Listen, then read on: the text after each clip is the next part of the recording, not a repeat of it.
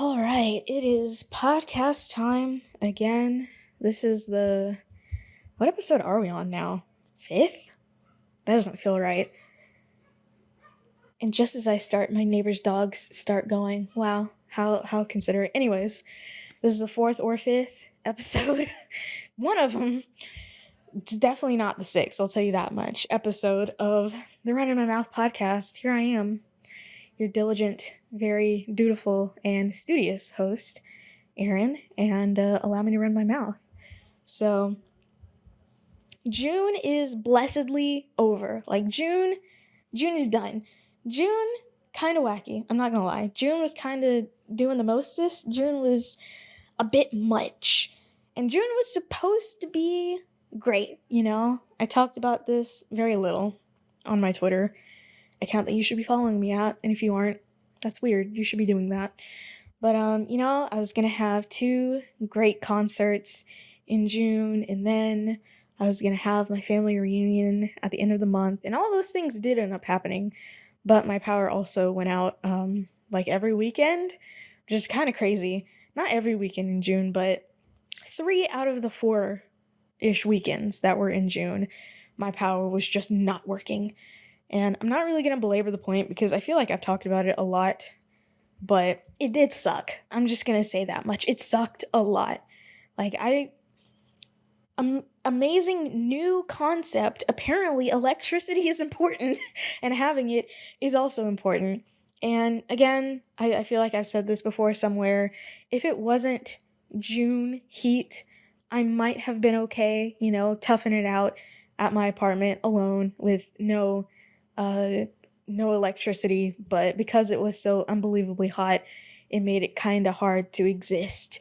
And so I had to not be here anymore. So, I thought, we were going to be starting off July with another power outage because last evening, I guess, I got a notification on my phone being like, "Oh, National Weather Service says there's going to be a severe thunderstorm in your area." And I'm like, "Oh man, I feel like I just recovered from all of this. Like, can we just take a break from all of the severe weather? Like, do we really have to do this every weekend?" And it really has always been on the weekend. I don't know why. In the middle of the week, the atmospheric conditions are just so normal, but then once the weekend hits, things get wacky. I genuinely don't know why it worked out like that, but it did. I don't know why. It just ended up working out like that. Thankfully, last night, which would be Saturday, today's Sunday, because I'm recording this far too many days late, but thankfully, Saturday night, it just kind of rained a little bit, it was windy a little bit, and no trees fell on any power lines, so we're still here. I mean, we still have the rest of the entire month of July for things to go wrong, but for right now, things are going just fine. So, yeah. Circling back to an earlier topic, I did have a family reunion this June, end of June, and that was honestly really fun. I don't know why, I don't think I got bit by a mosquito, but my shoulder is really itchy and I don't like that. Anyways, so this side of my family has a family reunion every 2 years, but they have one every 4 years in Mississippi because that's where our family is centralized.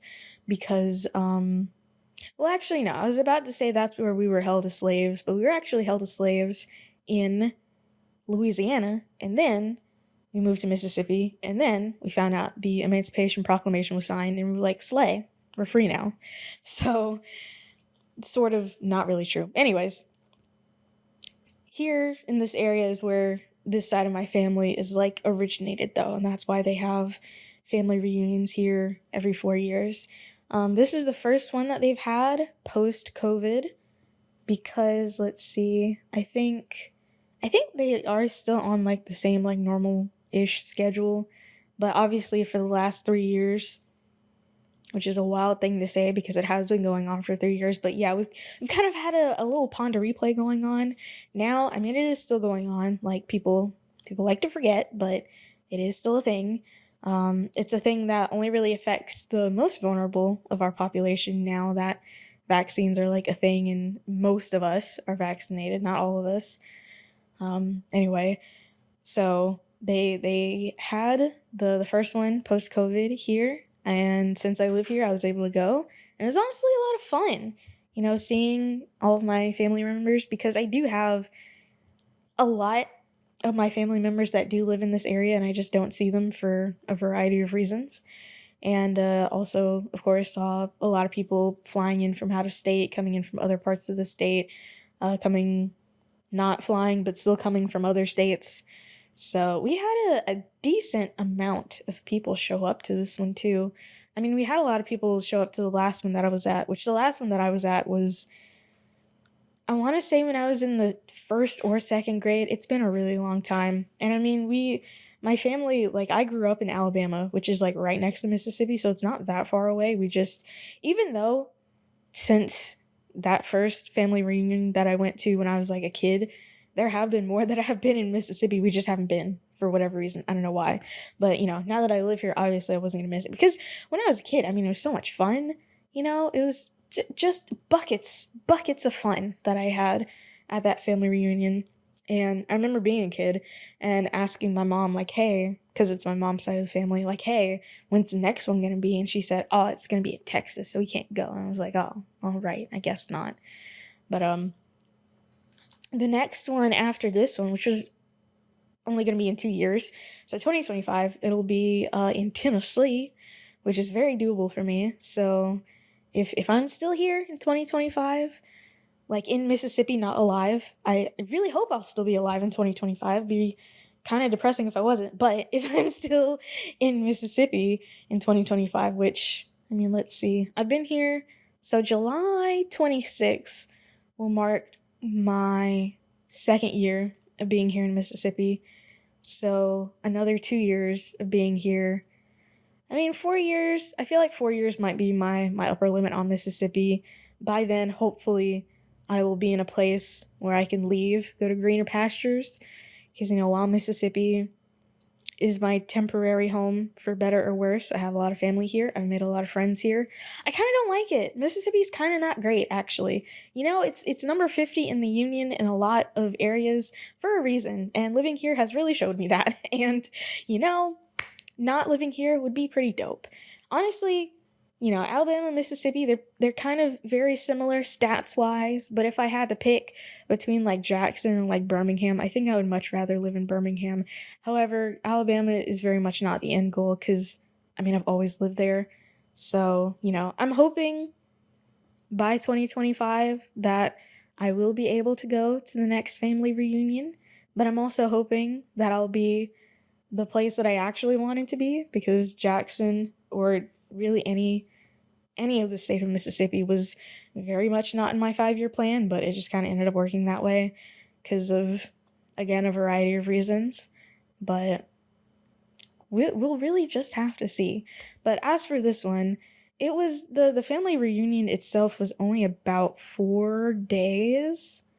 No, it was 3 days. Goodness, it was over the weekend. So Friday, Saturday, Sunday.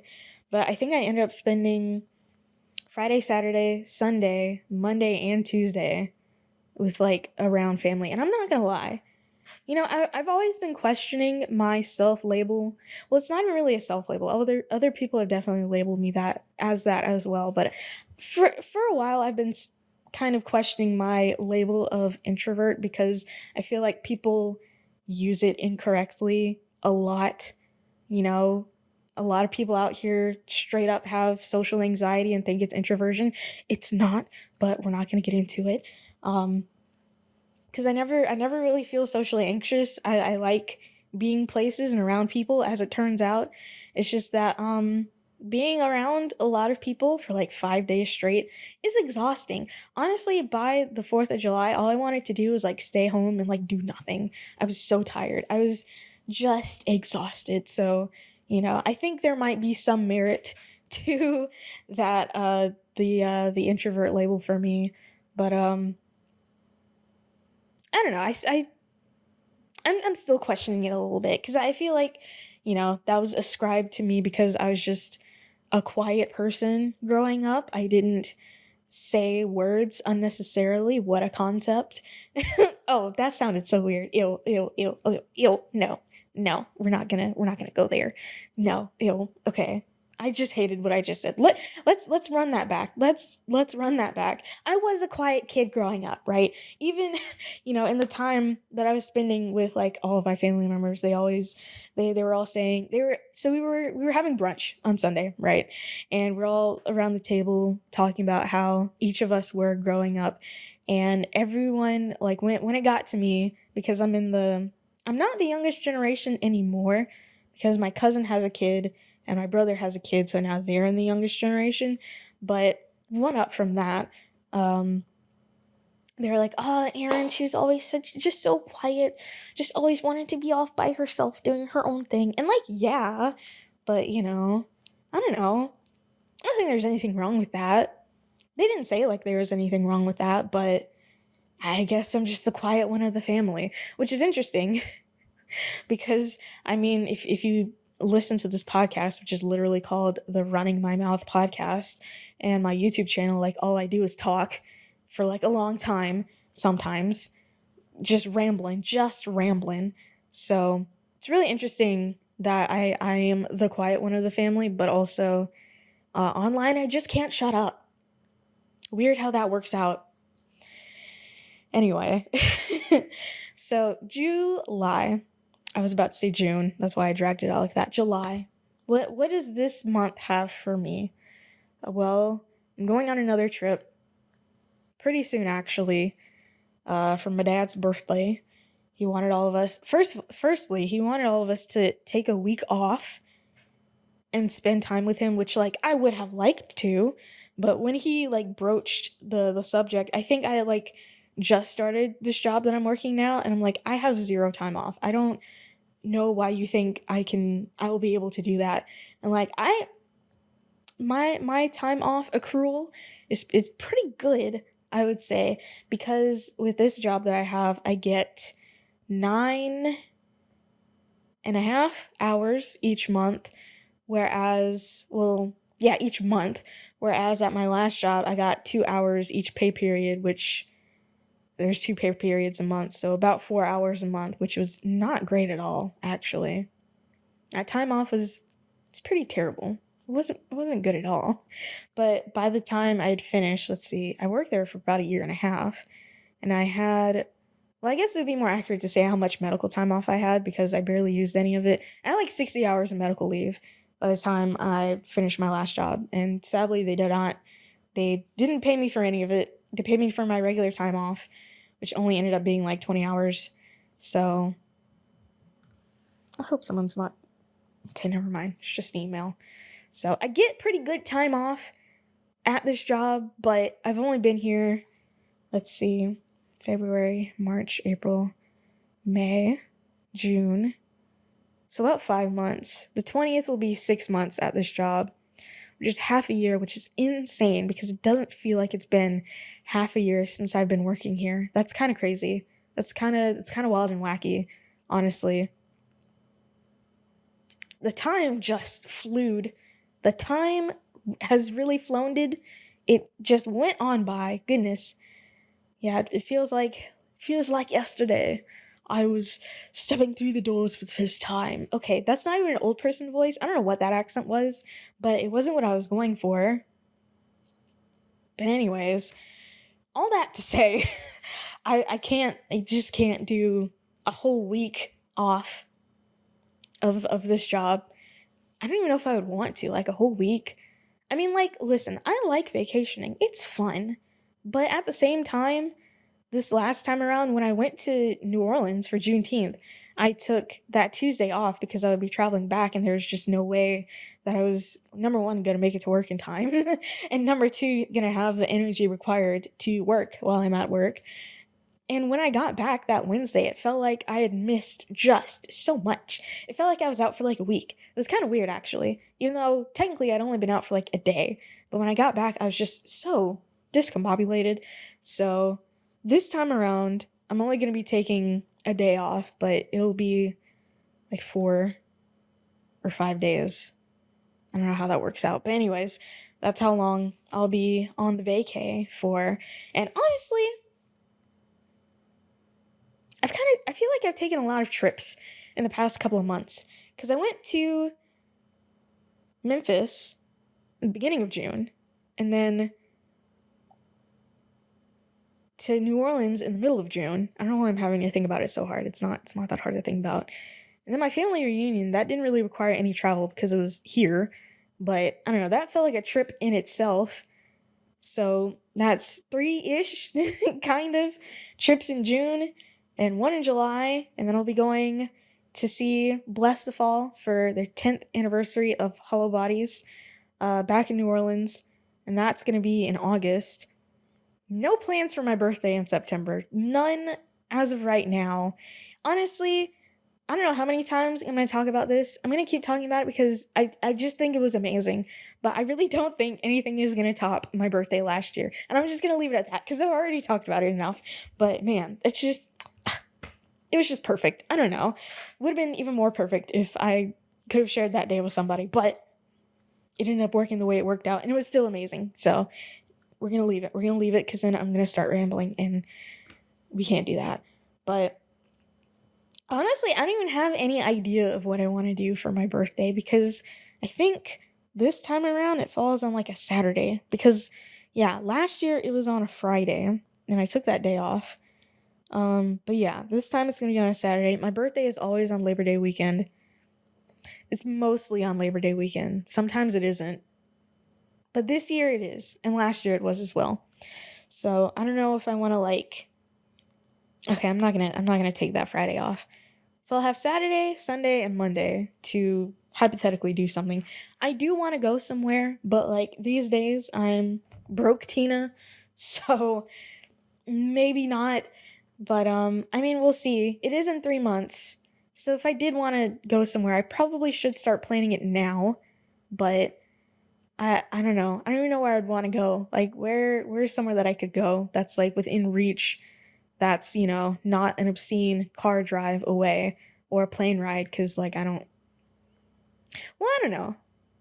No, Labor Day weekend, absolutely not. I am not being on nobody's plane or in nobody's airport Labor Day weekend, because that's just going to be bonkers and wacky. So no, whatever I'm doing, it's probably going to be right here. So I don't know. Let's see, one year I went bowling. That was pretty fun. I like bowling. I don't like bowling alleys, which is a weird statement to make because you do all of your bowling at bowling alleys. Big surprise. But I don't know, for whatever reason, why are bowling alleys just always so loud? And it's not even the people or the sounds of bowling, it's just the music. Music in bowling alleys is too loud. I don't like it. I don't like being in loud places because, I remember when I was there for my birthday at this bowling alley that we went to around here, and, I'm trying to, talk to the people around me, but it's a little hard because I gotta scream over the music, and I don't like that. I don't like loud places. I don't like loud restaurants. Bowling alleys are too loud.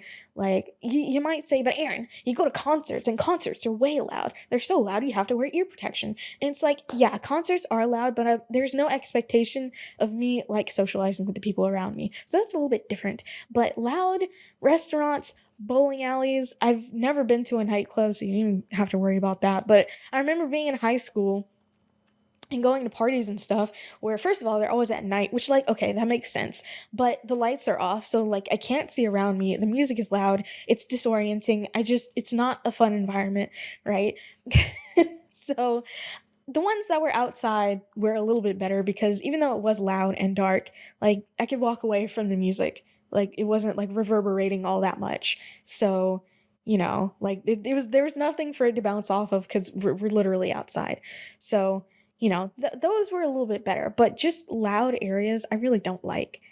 Man, I just talked about me being the quiet one of the family, and now I'm saying that I don't like loud places, and it's I don't think not liking loud places is an introvert thing though.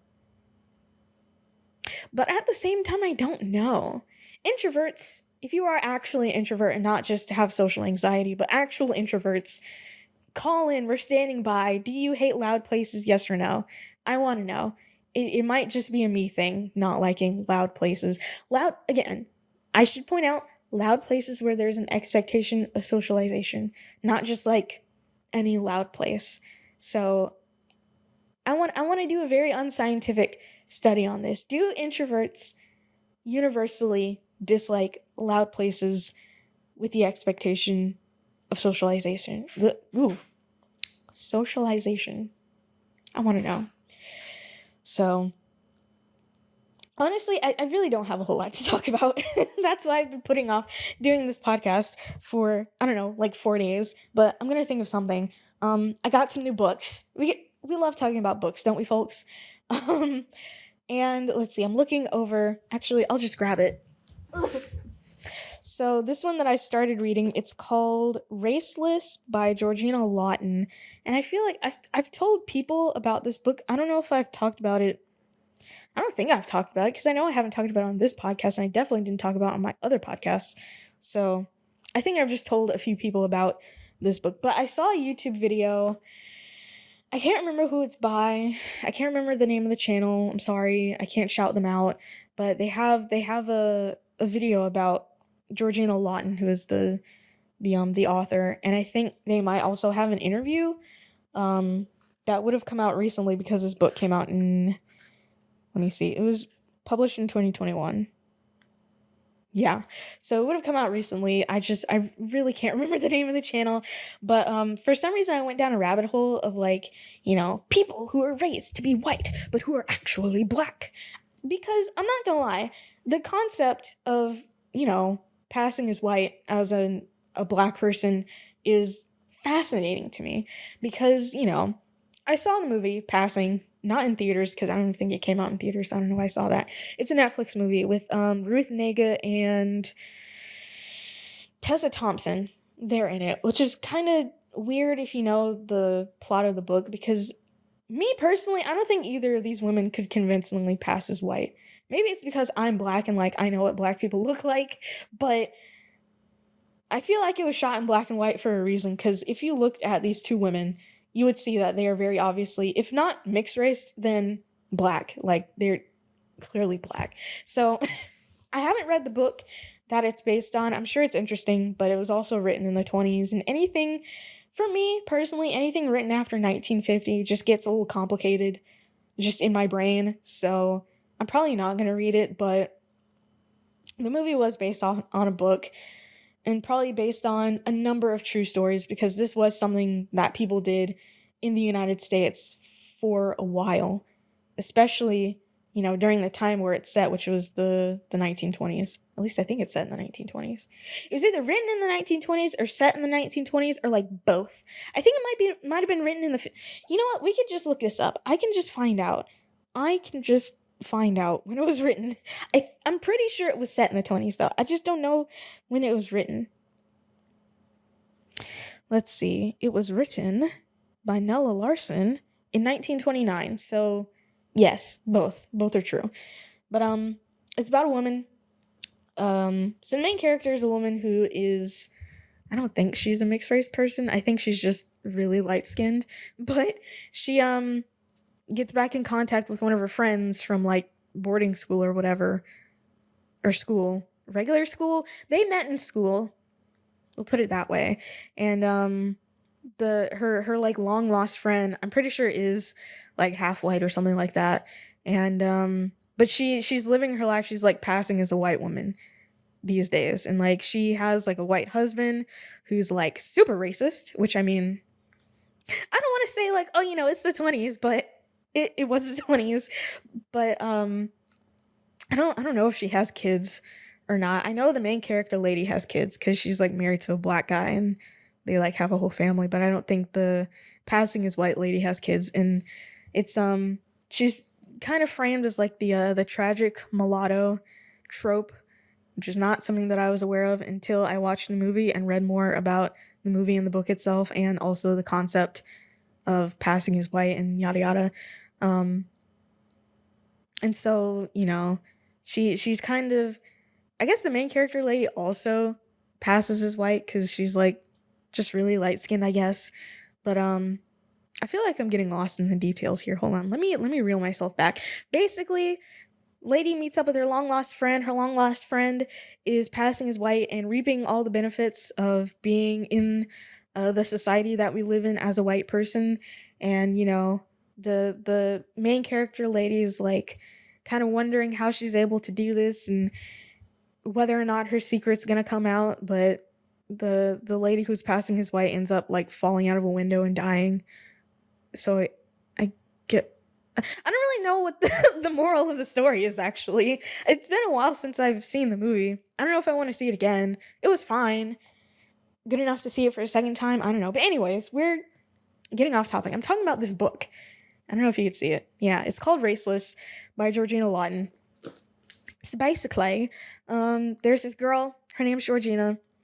Her parents are white, right? Her parents are like white, like they her dad's English and her mom's Irish, and she was raised, I think, in England, but would go back to Ireland for like visits and stuff. And she was always told growing up that she was a white person. Now I'm gonna try to hold a picture of her up as close as I can. You really can't tell. I'm trying to look at the monitor to try to like see like how well this is showing up, but there's a picture of her on the back of this book, and she's very clearly a black woman, right? So basically, there's this girl who's like way black. Not way black, but she's very obviously a black person, right? If you look at her, there would be no mistaking. Let me put it this way. She's very obviously not white. Both of her parents are white, though, and both of her parents growing up told her that she was white. Now, the only reason that they were able to get away with doing this is because the midwife just swooped in when she was being born, just swooped in with like a just class A excuse for this woman. Like she really, that midwife, oh man. Yeah. Anyways, the midwife was like, yeah, this very obviously black baby, she has dark skin and black curly hair because the Spanish Armada. Did you guys, the Spanish Armada, they came like 600 years ago and like intermingled, and that's why that's why she's black. And the parents just went along with it. Now, whether or not the dad fully knew it was a facade, well, I haven't gotten very far in the book, so I can't say whether or not what his stance on it was. But from what I remember from the YouTube video, because it told the story of like her entire life, the dad just kind of went along with it, but he like got cancer and died before Georgina went on like this whole DNA journey to like find out the truth. And so what ended up actually happening, which is kind of spoilers for the book, but I'm going to say it anyways. What ended up happening is that her mom had an affair with like a Jamaican guy. And that's why she looks black, because, surprise, she is. So it really did a number on her, as I think it would to most people, growing up, obviously looking one way, but being told like, you're white. The Spanish Armada, it's a throwback gene, which is honestly so bonkers to me that this whole family just kind of went along with it this whole time, instead of just saying like, oh yeah, I made a mistake that I deeply regret, but now you're here and I love you. You gotta lie? I don't know. It feels very Catholic to me. I don't know why. Listen, I don't know why. I can't put my finger on it, but this whole facade just feels distinctly Catholic to me, which makes sense because the mom is Irish Catholic. And she, the Georgina grew up going at like Catholic school. So I don't know. Listen, I can't fully articulate why. All my fellow former Catholics, I think you can relate, but just holding on to a lie for this long just feels distinctly Catholic to me in a way that I really can't explain it any further. You're just gonna have to trust me. But I already know like most of the story of the book because I saw that YouTube video kind of detailing everything that happened. But let's see, this book it's under 200 pages, I'm pretty sure. Not including the notes or the acknowledgments. It is 286 pages, so it's not super long. I'm trying to stick to under 300-page books because, listen, I love a good long book, but at my big age, I really don't have the stamina for anything over 300 pages. I just don't anymore. Like, I'm looking at my shelf, and some of these books are over 300 pages, but the pacing, for me anyways, was good enough where it didn't really feel like it. But anyways, so right now I'm on page 44, which, I got this like a couple weeks ago. Listen, guys, I am a slow reader.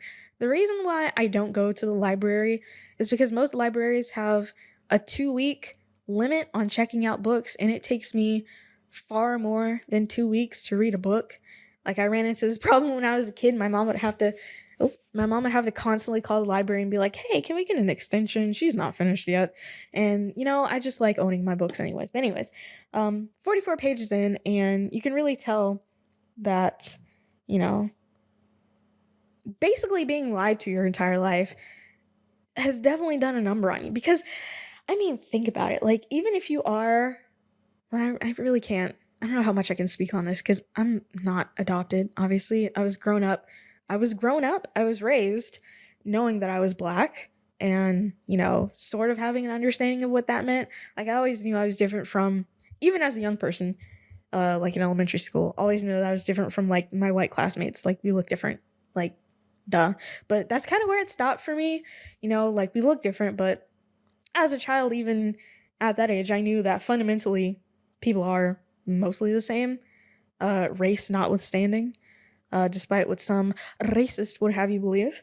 So, but I don't know, just think about like being an obviously black looking person and being told that you're white and being socialized as a white person where race doesn't even play a part into your life. I don't know. It's very wild to me. Again, I'm not very far into it, so I can't really. I'm not sure if I like 100% how it's written because it's not super. But I don't. Okay, it's kind of a memoir, right? But it's also very analytical in a way. I don't know if I'm explaining that, but a lot of pages are spent kind of analyzing the situation that she's going through, if that makes sense. Because like the book starts off with her in Costa Rica for some reason, and she gets the results of her DNA test back, and she finds out that she's like 49% Nigerian. And she like tells her mom this, and her mom says, "Well, you're still mostly white." And it's like, okay, but like, come on, I don't think her mom ever fully owned up to it either. Again, I'm only 44 pages in, so I can't really say. But there's not, in these like early chapters, there's not really a whole lot about her life and her life experiences growing up. It's more, again, analytical. So I wish there was more, it is sprinkled in through there. There's in this part that I had finished reading when I last read it a couple days ago, there's a vignette about her doing her A-levels.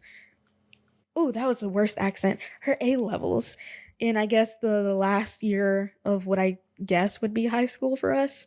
And her teacher's like looking at her file for some reason, and she like calls her up to the front of the room, and it's like, "Hey, why does it say you're white? You're not white though.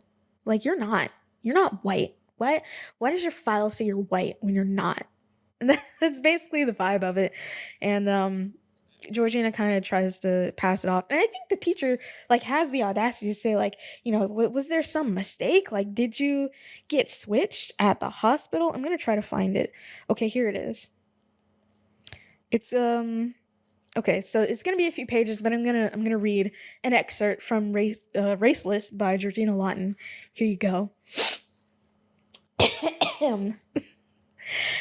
So, I'm going to start at the point where she's up at the front of the room talking to the teacher.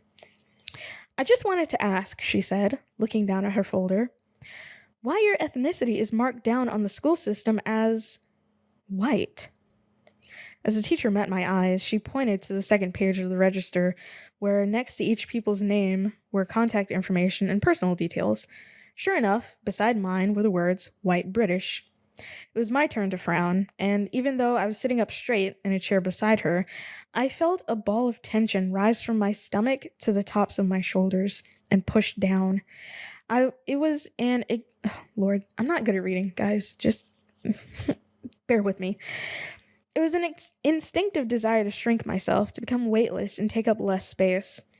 The words I wanted to say were stuck in my throat as if I'd swallowed something cloying and sticky. And even though the class was small and everyone's heads were bowed, I knew it was an imitation of completing this test. She's talking about the A levels. Or I think, no, it's a practice essay, so never mind.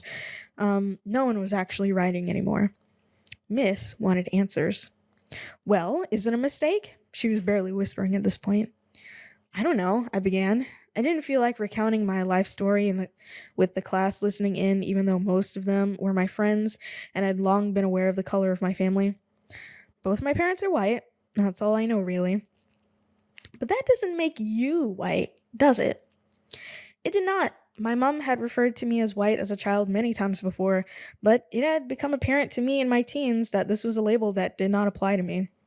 Even so, it was impossible to claim my blackness when it was never named at home. But I resented my teacher's obtrusiveness, the way her head was tilted in mock sympathy, the disbelief dripping from her voice. And then, out of nowhere, she went for the jugular. Do you think there was some mistake at the hospital where you were born? She asked. Were you adopted without being told? Or perhaps there's been an affair? I'm just wondering how this could have happened. I heard a gasp from Amelia, my other best friend across the classroom.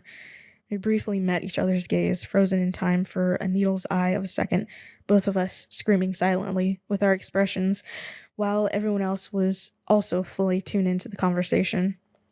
Heads were up and pens were down. Obviously, this is way more interesting than voting reform. I told my teacher all I knew, that this was the first time I'd been made aware of this, and that as far as I know, my parents weren't lying to me. But what I really wanted to say was, can you please keep your voice down and mind your business, please, miss? And I think I'll stop there. Yeah, listen, even if there was like a very obvious elephant in the room of, this girl's parents are white, but she's not, and her demographic info says she's white, why don't you bring that up with the parents? Why do you have to ask her that? Because, like, on the one hand, I get it, but on the other hand, the audacity. Like, hello? Like, appalling. But, there are some, of course, vignettes throughout the book, throughout the 44 pages that I've read, because, like I said, I'm really not that far in, where it talks about her upbringing and kind of the weird contrasting of her being a black person but being raised in white society. And she kind of, analyzes it on a very deep level. But again, I'm only 44 pages in. I can't really talk a whole lot about it. Honestly, I think I want to read a little bit more of it today. I'm hoping there's more stuff from, like, her growing up. But I can't remember how she actually, I'm assuming her mom must have told her at some point that she had an affair with someone, obviously, because then how else would we know? But, from Georgina's own telling, she had a pretty good childhood. Her parents loved her, despite what happened. Her family always accepted her. She never really, everyone just kind of accepted it and, like, kind of just kept quiet about it. Everyone in her family, anyways, from what I've read in the 44 pages that I've read. So it's a really interesting situation. And I'm not really sure, how do you even go forward with that? Like, as a person, if you've grown up your whole life thinking you were one way, but actually you weren't, but knowing on some level that you weren't, it's a really interesting thing to analyze. So I can't really speak on how good the book is itself because, again, 44 pages. I'm only 44 pages in. So, but from what I've read, really interesting as a concept as well. She actually mentions a documentary in the book that I've been meaning to watch, but it's only on Amazon Prime. It's called Little White Lie, about a similar situation where a woman is growing up thinking that she's kind of dark-skinned because she has a Sicilian ancestor, but in reality, she's like half black or something like that. And it is, how long is it? It's an hour and 5 minutes. A nice, tight, concise hour and 5 minutes. Nothing too long, hopefully. But it's only available on Amazon Prime. I don't want to watch anything on Amazon Prime. I'm probably going to have to pirate it, which is not fun. I hate that I'm doing that now. I hate that I'm pirating things. Like, why can't everything just be centralized again? Why can't we be back in the Netflix golden age, like 2015, where everything you wanted to see was on Netflix, and they also had like a handful of like really good originals. Like, I feel like Netflix peaked in 2014. Genuinely. 2014 or 2015. Because like they had a really good roster of originals, but they also had a lot of really good third party content that like people actually wanted to watch. And now it's like 90% non-original movies and TV shows that are going to be there for maybe 2 months, and a bunch of stuff that they've made that, like, who asked for this, you know? That's disappointing. That's really disappointing. Man, the state of streaming these days, not great. It really isn't. It's not good. It's not good, and that's disappointing. But anyways, as for the other new books that I have not started reading, because I only read one book at a time, I know, crazy, is Her Pretty Face by, I can't read it from over here. Her Pretty Face, which I think is like I don't know if it's a thriller or not, but maybe leans into that realm. And Spare Room by, again, I can't read over here. I'm trying to look at my bookshelf behind my camera, but it's too far away. I can't see it. Also, one thing I should say, aside from this one, Raceless, which I saw from a YouTube video, these books that not all of them. So let me see. Women Are the Fiercest Creatures. I can't even remember when or where I even became aware of that book to try to buy it and read it. My Last Innocent Year, that one I think was on Storygraph. So I use this app called Storygraph it's sort of like Goodreads, but it isn't. It tracks your reading progress, like how many pages you've read and stuff like that. And I don't really do that because, again, I take forever to read things, like sometimes several months, because I don't know, I just like to read stuff slowly. So I usually only log a book once I'm like done reading it, and it lets you give reviews, and it also gives you recommendations based on books that you've read, which I think is really helpful because I think I found a few books from it. I think Spare Room and Her Pretty Face I was like recommended to me on Storygraph, but at the same time it might have just been under the recommendeds in Amazon itself. So I don't really know, but I think it's a good service. I think it's fun. I think it's good. I still wish there was something more similar to Letterboxd for books. Because Goodreads is okay, but I don't know, it just doesn't work for me as a reader. What it's offering, I don't want. Let me just put it that way. And Storygraph is sort of okay. I feel like it's more simplified than Goodreads to me. But yeah, I still kind of wish there's something closer to like Letterboxd for books. That would be fun. But anyways, Her Pretty Face and Spare Room, those are my next books to read. Let me see, where did I see most of these books from? So My Last Innocent Year and Women Are the Fiercest Creatures, again, those might have been recommended to me on Amazon while I'm looking for like different books. Our Wives Under the Sea, someone that I was following on Twitter had randomly tweeted about it, and I was like, I need more books to read. I'm gonna look it up. And it looked interesting, and so I read it. And it was just fine, actually. It was kind of just okay. Unfortunately, it's good, but like, I'm not raving about it, you know? I was sufficiently entertained. I felt things, but it's just okay. Some people might like it more than I do, and might be able to give a better review, but that's my review of it. Excavation, obviously that came out of the whole Excavation, My Dark Vanessa thing, which I've said it before, I'll say it again, they're not similar, we're moving on. Celeste Ng's Everything I Never Told You, I had read Little Fires Everywhere, which I loved. Couldn't get into the Hulu series. I watched like the first 10 minutes of it, and I was like, nope, I don't know why, it's probably just fine, but I feel like once I've read a book and like the characters are a certain way for me in my head, and like I have a general idea of like how the plot is and all that, I can't really get into adaptations of it. Which I guess is kind of interesting because I have Sharp Objects on my shelf as well, and I've seen most of the HBO series. I haven't finished it. Probably not going to finish it. I don't know why. I'm not good at finishing things. It has become apparent. Let's see. And so Everything I Never Told You. I might have seen that one. I know I've definitely not read or watched any reviews of it on BookTube, but it might have been brought up by some booktuber. Unmask Alice, that one I found out about on Reddit. Can't remember how or on what subreddit, but that's where I found out about it and read the synopsis, thought, okay, this is interesting. Ended up reading it. Probably one of my favorite nonfiction books I've ever read in my life. Like, no exaggeration. It's really good. I recommend. Interview with a Vampire, saw the movie a bajillion times, wanted to read the book. Fight Club, that was a gift, but I've obviously seen the movie a few times. Girl A, I don't even, oh, you know what? That one might actually have been a Storygraph recommendation, or maybe not. I can't remember.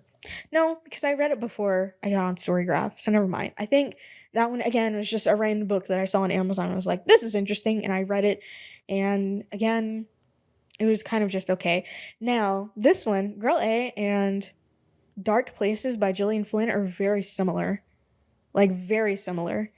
But different, but still on like a fundamental level, very similar. So I think what had happened is that I had read Dark Places and I was like, okay, I need another book to read. And I might have tried to look up, books similar to XYZ. I don't think, okay, when I look up books, I never look for books that are specifically similar to other books. But in my searching for a book, I came across this book and it ended up being very similar. And I kind of read them, I read them back to back, which is interesting.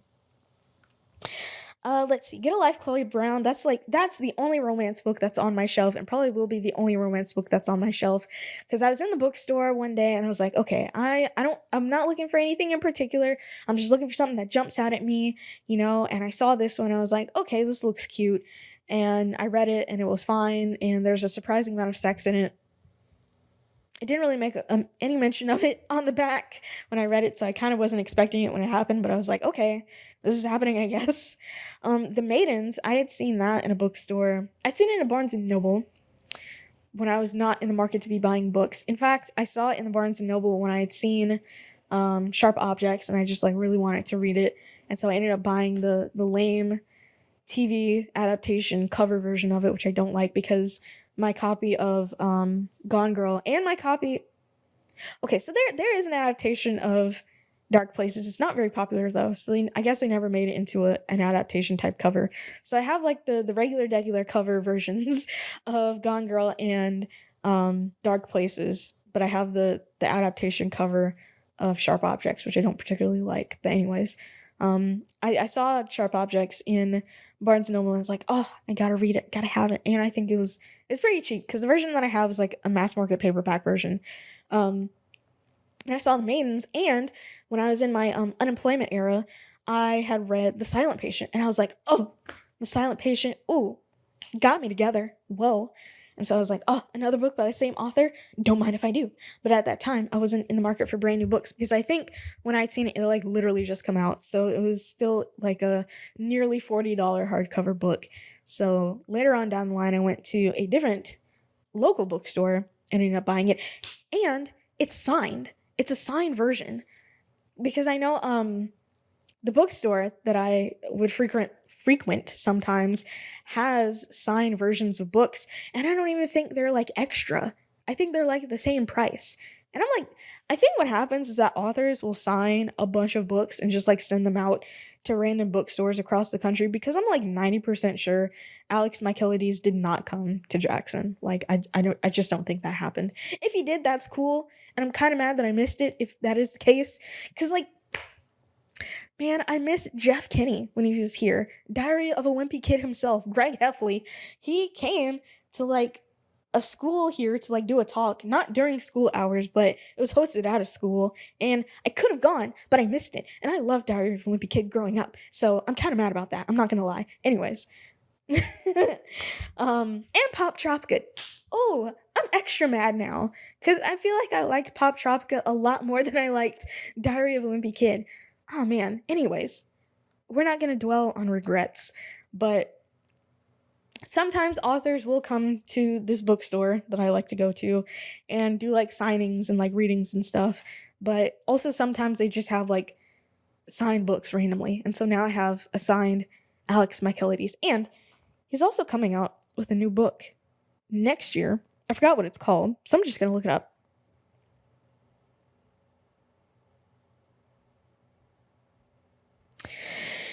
Let's see. The Fury. I don't know what it's about, but I honestly kind of don't care because I'm just going to read whatever he writes anyways. So, yeah. I don't really have authors where I'll read everything that they've written. The only thing that's kind of happened with is Gillian Flynn, because she only has what, like 3 books in total, which I think she's like living her showrunner fantasy right now, which honestly, slay for her, but I do wish she would write more books. However, she did do an AMA on r/books a while ago where she said she's working on something else. So there is a new Gillian Flynn novel imminent. Don't know when. I'm going to say within the next like 2 years. That's my over-under, the next 2 years.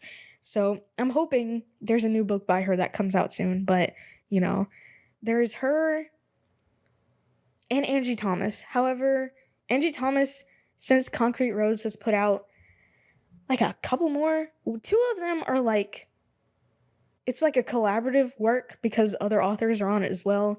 And then there's Nick Blake and the Remarkables, which is a middle grade book, which honestly, by the time I read Concrete Rose, I could tell, like, okay, maybe I have aged out a little bit of the YA genre.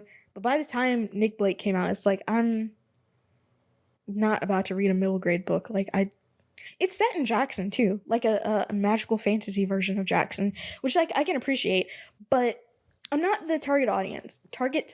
So like, I'm not gonna read it. It's probably a amazing, great story with lots of good morals and, you know, all that jazz, but I don't know. I don't think I have an author where I'm like, yeah, I need to read all of their work, except for Gillian Flynn and Alex Michaelides, because for the most part, I have read all of their work. But again, both of them have less than 4 books out, like, in total. Whenever Zakiya Delilah Harris releases another book, I will be seated. I will be camped outside the bookstore waiting for it because the other Black girl was so good. Like, whoa. It's supposed to be being adapted into something. It's probably in development hell, as these things tend to be. But I just can't. Whenever Zakiya Delilah Harris is like, you know what I'm going to do? I'm going to write another book. I'm going to be cheering her on. I'm her number 1 fan, officially. I just love that book so much. Like, whoa, it's a fantastic novel. And it's her debut novel. Just a banger debut novel. Like, whoa. It's amazing. Anyways. I've been going for nearly an hour now, and I think I'm officially out of steam. So this is probably going to be the shortest episode of the Running My Mouth podcast. I ran my mouth, just not for very long. Because, you know, I just didn't. All right. Follow me on Twitter. If you're watching this, you're already watching this. So, I don't know. Subscribe to my YouTube channel. We'll do that. Subscribe. I recently hit 2,500. That's 2,500, not 25,000. Could you imagine? My goodness. 2,500 subs on my YouTube channel. Even though I don't upload very often, I'm trying. I'm just so busy. I really am. I started working on a script for a new video and I just didn't finish it. That's just how it be sometimes. But, you know, I like making YouTube videos and I want to continue doing so. So I'm going to try. Let's just put it that way. I'm going to try. So yeah, that's it for me today. I have so many dishes in my sink. I really need to wash them. So I'm going to go do that. And I still have like a bag of things that I bought that I haven't put away that I need to do. So my house is in disarray and I need to organize it. So excuse me while I do that.